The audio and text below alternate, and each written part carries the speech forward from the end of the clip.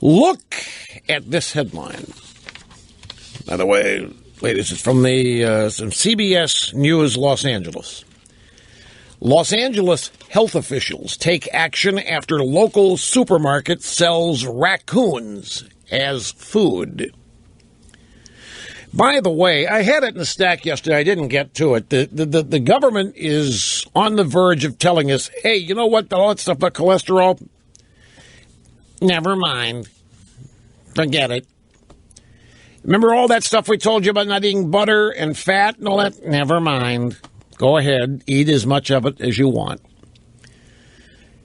Yet another example of a giant bureaucracy, the FDA, admitting after all of these years of conditioning people to avoid this or that because they think it's going to kill them, now admitting they were wrong.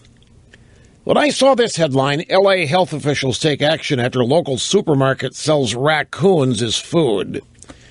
Some of you lifers will remember this story, but for those of you who have not been here from the outset, I have to tell you this. When I was working in Pittsburgh, at a suburban station outside Pittsburgh in McKeesport, what was it?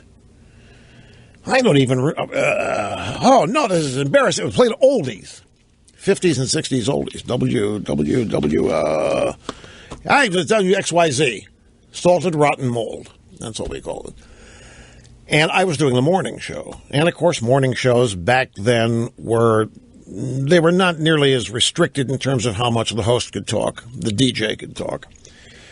And Lily Tomlin was in town, appearing somewhere, doing something, and her agent was calling all the radio stations and trying to get her interviews on various stations in town to promote whatever she was doing. And they called, and I said, sure. I mean, I'd be cool. I'm just starting out, my first job away from home, chance to talk to Lily Tomlin. So we agreed the day before she was calling in to set up a bit. And it was my idea. And I said, I have an idea. Why don't I, on the radio, call a local grocery store and ask if they have any frozen raccoon TV dinners? And you, as Ernestine, the operator, are monitoring phone calls, and you randomly overhear mine, and you are outraged that there is frozen raccoon TV dinners on sale at a local grocery store, and you want the details, and you're going to report me to the ASPCA. And that's what we did. And we totally improvised it. Frozen raccoon TV dinners. I called this fake grocery store, of course, and there was no such thing as a frozen raccoon TV dinner. That was the whole point. And on cue, here comes Lily. She did both voices. She did the woman answering the phone at the supermarket, and she did Ernestine, the operator, was her character from Laugh-In.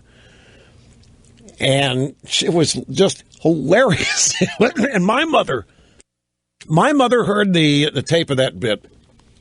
And that's when my mother told me that she was convinced that after failure after failure after failure, and maybe many more, that I was going to succeed. That bit.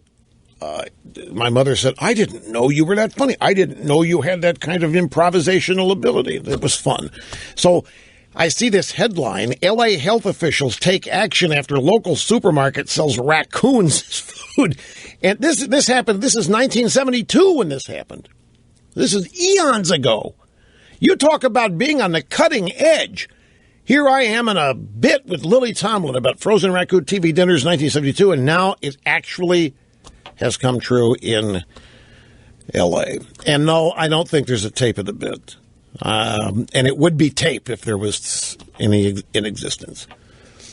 But anyway, so let me take a brief time out. We'll come back and get into all of there's stuff going on. The Republicans in the House and Senate, the Republicans in the Senate are leaving the Republicans in the House just dangling out there just to dry out over Obama and amnesty for illegals and the funding or lack of the Department of Homeland Security. What a cluster this is turning out to be.